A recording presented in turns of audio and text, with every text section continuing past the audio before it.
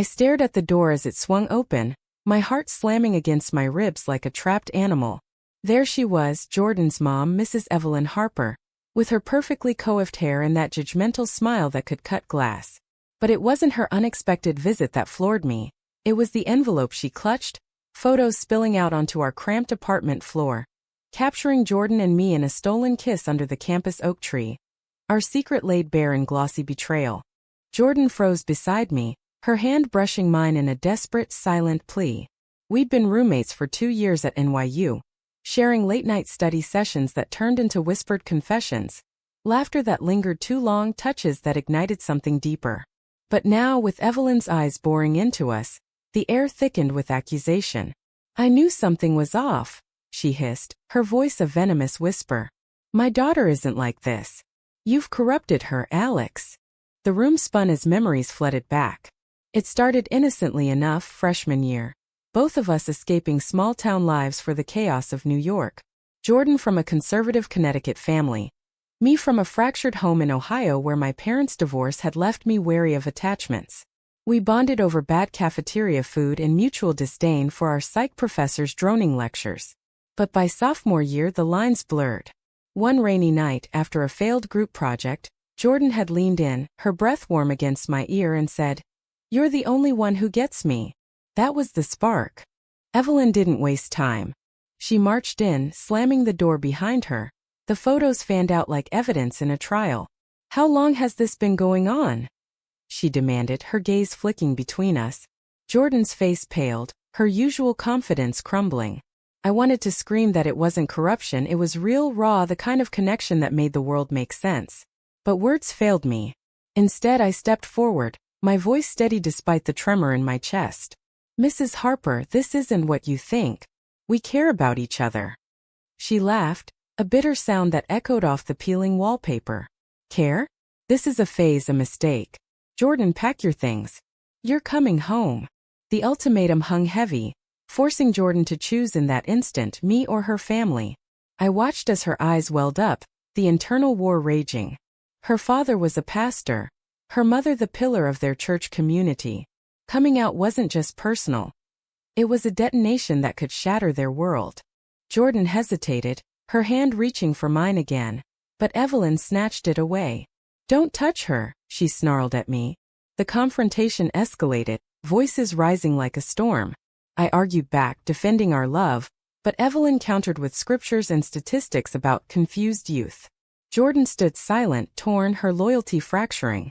That night, as Evelyn dragged her toward the door, Jordan whispered, "I'm sorry," before leaving me alone in the apartment that suddenly felt like a tomb. The next days blurred into a haze of unanswered texts and sleepless nights. I replayed the scene obsessively. Had I pushed too hard? Was our relationship doomed from the start? Friends noticed my distraction in classes, but I brushed them off. Society's whispers about those girls in the dorms had always been background noise, but now they amplified, echoing my doubts. Was I selfish for wanting Jordan to fight for us? Then came the call from Jordan, her voice hushed over the phone. "Mom's locking me down. Therapy sessions, church every day. She thinks she can fix me." The pain in her tone gutted me. I urged her to resist, but she confessed her fears, losing her scholarship if her parents pulled funding, the shame of being disowned. Our love, once a sanctuary, now felt like a battlefield. I decided to act. Driving to Connecticut felt like charging into enemy territory. The Harper home was a pristine colonial, American flags waving like sentinels. Evelyn answered the door, her face a mask of fury. "You have no place here." But I pushed past, finding Jordan in her room, surrounded by childhood mementos that mocked our adult choices. We talked in whispers, her hand in mine reigniting the spark. "I can't lose you," she said, but the fear in her eyes betrayed her resolve. Evelyn burst in, the confrontation reigniting. Accusations flew. Me as the seducer, Jordan as the victim. I challenged her prejudices, citing stories of happy queer couples, but she dismissed them as liberal propaganda. Jordan finally spoke up, defending us, but it cost her. Evelyn's ultimatum sharpened. Stay and conform, or leave forever. As I drove back to the city alone again, I wondered if love was worth this war. The city lights blurred through tears, the weight of societal judgment pressing down. Friends like Mia tried to console me, sharing their own coming-out horrors, but it didn't ease the ache. Jordan's texts grew sporadic, each one a dagger of doubt. Weeks turned into a tense standoff. I threw myself into activism, joining NYU's LGBTQ+ group, channeling pain into purpose. But every rally reminded me of what I risked losing. Then a breakthrough. Jordan sneaked back to the city for a clandestine meeting in Central Park. Under the autumn leaves we kissed, defiant yet desperate. "I'm choosing you," she vowed. But the shadows of her family's expectations loomed. Evelyn wasn't done. She called my parents, outing me in a twisted bid for alliance. My mom, already distant, reacted with confusion, my dad with silence. The ripple effects spread, testing every relationship. Was this the price of authenticity? The tension built as Jordan navigated her double life, pretending compliance at home while planning her escape. I supported her from afar, our calls laced with strategy and longing. But betrayal lurked. A family friend spotted us reporting back to Evelyn. The backlash was swift. Jordan's phone confiscated, her movements monitored. In a moment of desperation, Jordan confided in her younger sister, Lily, hoping for an ally. Lily, torn between loyalty and empathy, promised secrecy but cracked under pressure. The revelation led to a family intervention, therapists preaching conversion, Evelyn's tears a weapon of guilt. I felt the noose tightening. Driving to confront Evelyn again, I arrived to find Jordan packing, her face bruised not physically but emotionally. "I can't do this," she sobbed. The choice hung in the balance, fight or flee. The drive back from Connecticut that second time was a blur of headlights and heartache. Jordan had chosen to stay, at least for now, buying time to graduate without her parents' financial noose. "It's just 6 months," she'd said, her voice cracking over the phone later that night. But I knew better. Every day apart was a chink in our armor, society's whispers turning to shouts in my mind. Back in the apartment, the emptiness mocked me. Jordan's side of the room remained untouched, her books on feminist theory stacked neatly, her favorite mug still on the desk. I traced my fingers over them, remembering the nights we'd debated ethics until dawn, our arguments dissolving into laughter and lingering glances. How had something so pure become so poisoned? Classes became a refuge and a torment. In sociology, we discussed gender norms and queer theory, topics that hit too close. I spoke up more, my voice fueled by personal fire, but inside doubt gnawed. Was I asking too much of Jordan? Her family wasn't just conservative. They were her foundation. Evelyn had raised her with Bible stories and community potlucks, where deviation meant exile. Then came the unexpected ally, Professor Reyes, who noticed my distraction after a heated class debate. Over coffee in her office, I spilled fragments of the story, careful not to out Jordan. "Love challenges systems," she said, her eyes kind. "But the cost, it's never equal." Her words lingered, prompting me to research support groups. I attended my first PFLAG meeting, surrounded by parents grappling with acceptance. Hearing their journeys ignited hope, but also highlighted Evelyn's resistance. Jordan's updates grew cryptic. "Mom's pushing for a boyfriend setup," she texted one night. Jealousy flared, irrational yet potent. I imagined her on awkward dates, forcing smiles while her heart ached for me. Our video calls, when possible, were stolen moments. Her in the bathroom whispering plans. "Once I have my degree, I'm out." But the strain showed in her shadowed eyes. Society's pressure amplified through microaggressions. At a campus party, a guy joked about hot lesbians, reducing us to fantasy. I snapped back, but it drained me. Friends divided, some supportive, others distant, fearing association. Mia, my closest confidant, urged caution. What if she breaks? Families like hers don't bend. The turning point came during Thanksgiving break. Jordan invited me covertly, but Evelyn discovered the plan. The phone call was explosive. "Stay away from my daughter, or I'll make sure everyone knows what you are." The threat chilled me. Outing me publicly could jeopardize my internship at a progressive nonprofit. I hung up, rage boiling. Was this love or self-destruction? Defiant, I showed up anyway, parking down the street. Jordan sneaked out and we met in a nearby park, the crisp air charged with urgency. "I told Lily everything," she confessed. "She supports us." Hope flickered, but so did fear. Lily was only 16, impressionable. She slipped again. Our kiss that night was desperate, a reclaiming amid chaos. But as we parted, Evelyn's car pulled up, headlights blinding. She dragged Jordan away, screaming accusations. "You're ruining her life." The neighbors watched, judgment etched on their faces. I drove home defeated, the societal mirror reflecting my isolation. Back in New York, I dove deeper into activism, organizing a campus event on queer rights. It empowered me but highlighted the divide, privileged allies versus those like us fighting personal wars. Jordan's absence ached, her texts now monitored. "Love you but scared," one read. Then betrayal struck. Lily, under Evelyn's interrogation, revealed our park meeting.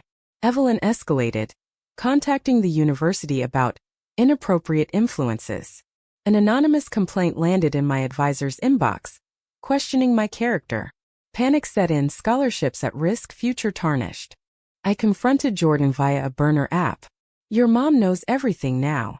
Her response: silence, then a tearful call. "She's threatening to cut me off completely." The choice loomed larger: sacrifice family for love or conform and lose herself. In a bold move, Jordan rebelled, skipping church to call me. We planned her escape. Pack essentials, take a bus to the city. But Evelyn intercepted, finding the ticket. The confrontation at home was brutal: tears, shouts, Evelyn clutching a cross like a shield. "This is sin," she wept. Jordan stood firm for the first time. "No, Mom. This is me." She arrived at our apartment that night, bag in hand, face streaked with exhaustion. We embraced, the relief palpable, but the damage evident. "I left a note," she said. "Told them I need space." Freedom tasted bittersweet, shadowed by loss.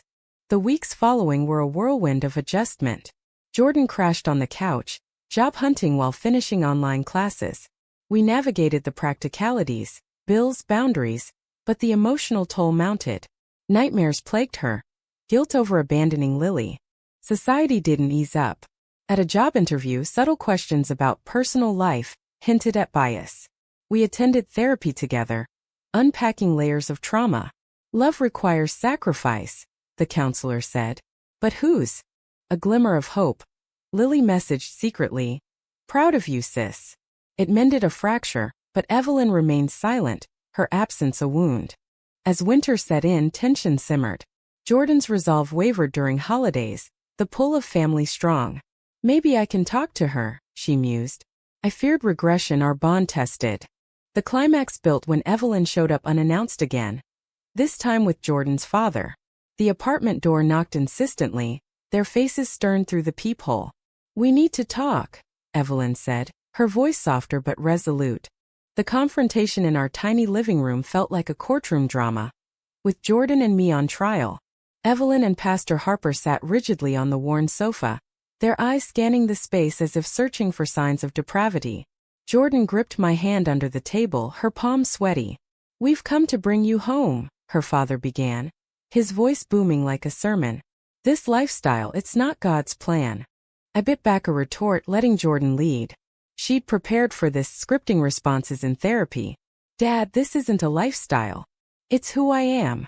The words hung heavy, challenging decades of indoctrination. Evelyn's eyes welled, a mix of love and loss. "We raised you better. Think of your sister, the community." The debate raged for hours, logic clashing with faith. I interjected gently, sharing studies on queer mental health, the harm of rejection. Pastor Harper dismissed it as worldly deception, quoting verses that twisted like knives. Jordan countered with her own faith interpretation, love as the core commandment. The air crackled with tension, each side entrenched. Betrayal surfaced when Evelyn revealed she'd consulted a reparative therapist, offering Jordan a spot. "It's not too late to change." Jordan recoiled, the offer a slap to her identity. "I won't erase myself for you." The words shattered the room's fragile peace.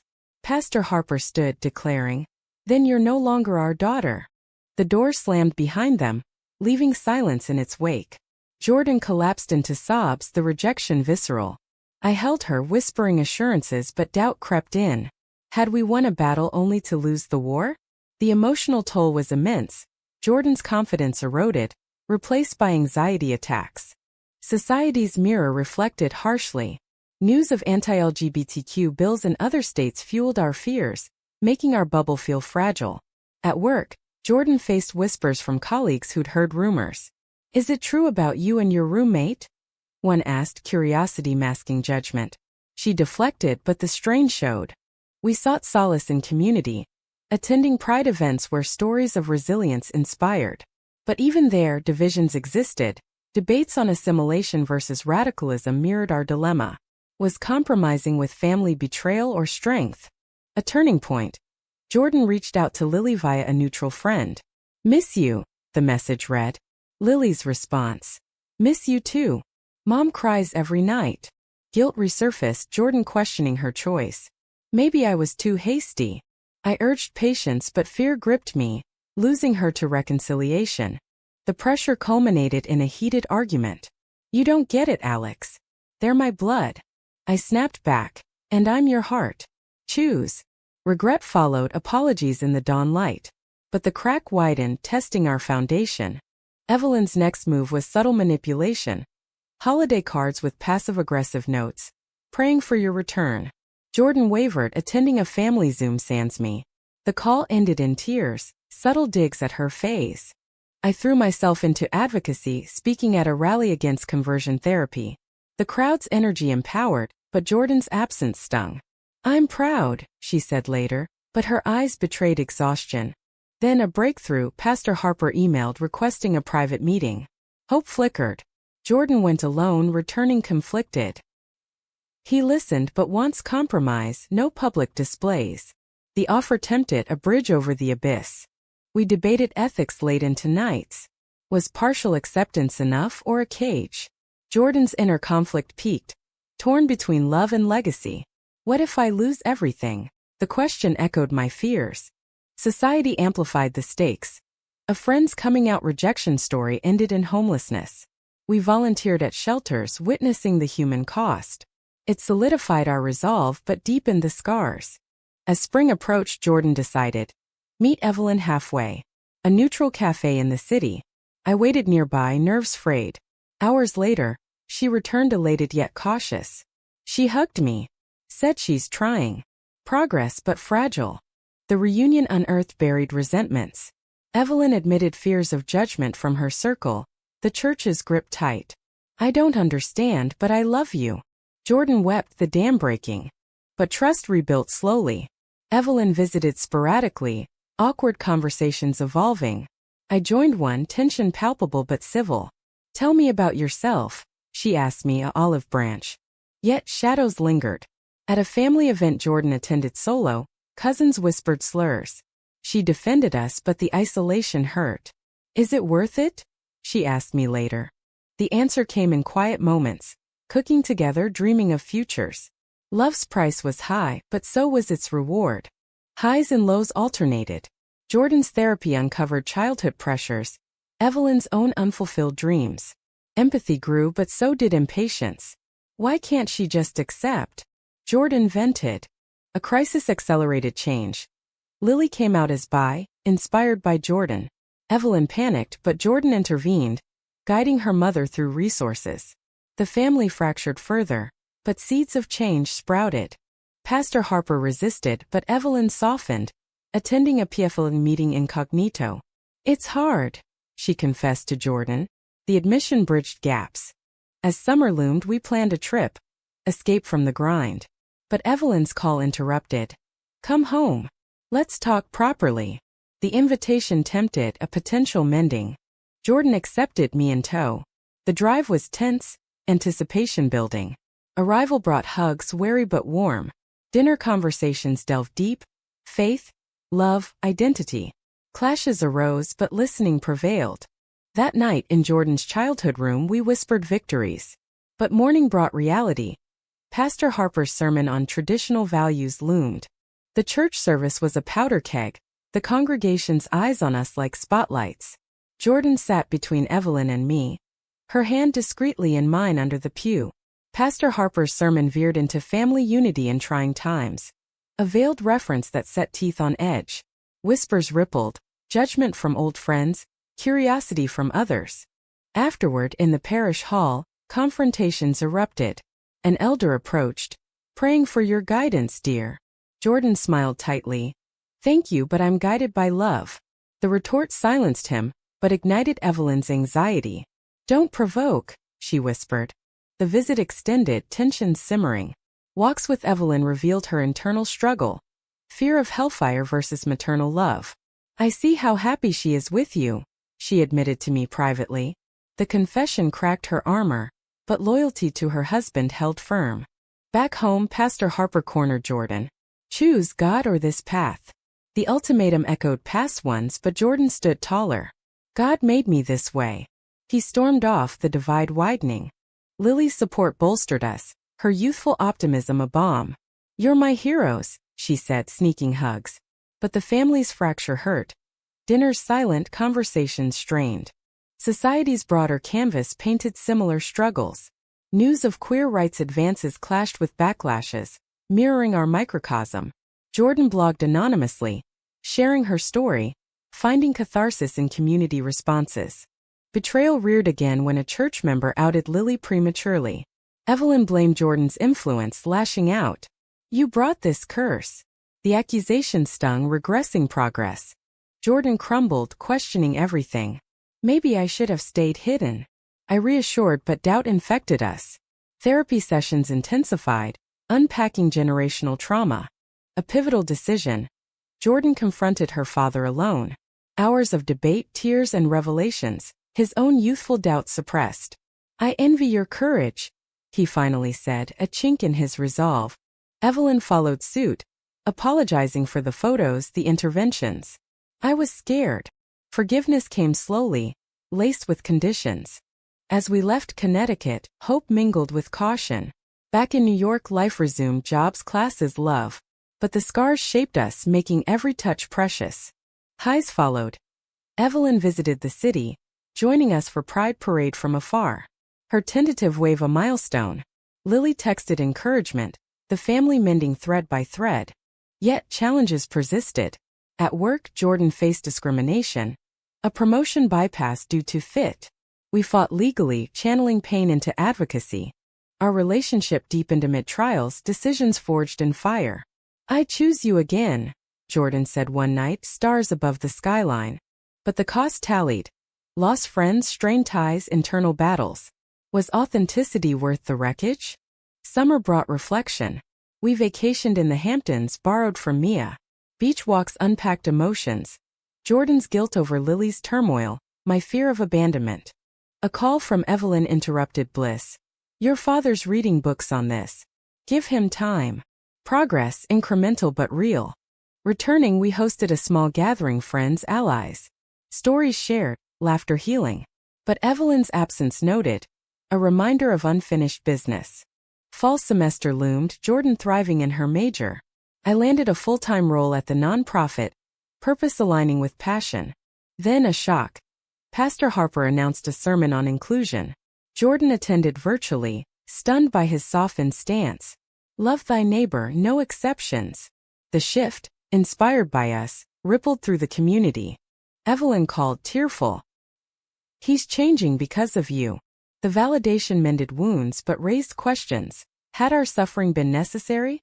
As winter returned, we celebrated milestones. Our anniversary, quiet amid chaos. Gifts exchanged, promises renewed. But society pushed back. A hate crime nearby rattled us. We marched in protest, voices united. Strength from adversity. Lily visited secretly, bonding over shared secrets. "Thanks for paving the way," she said. Jordan beamed, the big sister role reclaimed. Evelyn's full acceptance came gradually. A holiday invite including me. Family means all of us. The table was tense, but conversations flowed, bridges built. Pastor Harper pulled me aside. "You've taught me humility." The acknowledgement humbled, a testament to persistence. Yet, not all mended perfectly. Some relatives distanced, judgments lingered. The price? Ongoing vigilance. In quiet moments, Jordan and I reflected on the journey. From that shocking door knock to this fragile peace. Choices, betrayals, awakenings, all woven into our tapestry. The holiday dinner marked a tentative truce, but the undercurrents of unease persisted. Evelyn's smiles were genuine yet guarded. Pastor Harper's conversations probing but polite. Lily's enthusiasm bridged gaps, her questions about our life in the city sparking real dialogue. As we drove back to New York, Jordan exhaled deeply. "It's a start," she said, her hand on my thigh. But I sensed the lingering weight, the moral ambiguities we'd navigated, the damages inflicted. Back in the apartment, normalcy resumed with an edge. Jordan threw herself into her thesis on social psychology, drawing from our experiences. "We're a case study in resilience," she joked, but the humor masked deeper reflections. Nights brought discussions on ethics. Was outing ourselves a selfish act, or a necessary rebellion? Had we betrayed family by prioritizing love or vice versa? Society's evolving landscape offered mixed signals.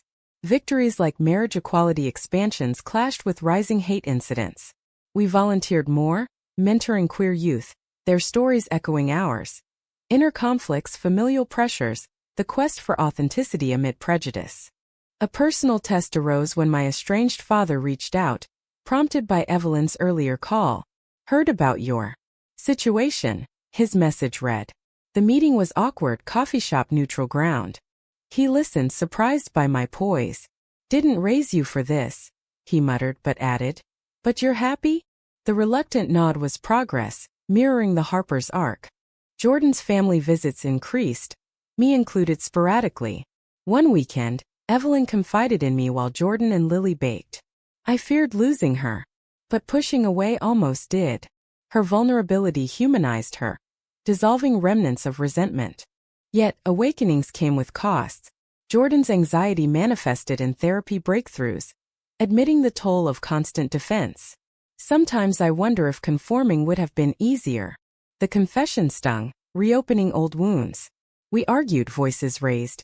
Easier for who? You'd hate yourself. Reconciliation followed, stronger bonds forged. The climax of our personal drama unfolded at a family wedding. Jordan's cousin. Invited as a couple, we arrived amid whispers. Dances shared, toasts raised, but an uncle's slur ignited confrontation. Jordan defended us fiercely, Evelyn joining in support. "Enough," she declared. The stand solidified alliances but estranged some. Post-wedding reflections deepened. "We changed them," Jordan said. "But at what price?" Lily's school bullying over her weird family added guilt. As graduation neared, Jordan's cap and gown symbolized triumph. The ceremony. Evelyn and Pastor Harper attended, clapping proudly. My parents too, a rare unity. Speeches on perseverance resonated. Our story embodied. Post-grad, we moved to a bigger place, careers blooming. Jordan in counseling, helping others navigate similar paths. Me in policy advocacy, fighting systemic biases. But the narrative's end wasn't tidy. Evelyn's church split over inclusion. Pastor Harper demoted. The fallout, regret? No, he told Jordan. Truth matters. In quiet evenings, we pondered the journey's moral maze. Betrayals, Evelyn's photos, Lily's slips, led to growth. Damages healed slowly, awakenings profound. Society's mirror still distorted, but our reflection sharpened. Two women resilient in love. Was sacrificing family ties for personal truth ultimately the right choice, or a selfish evasion of compromise?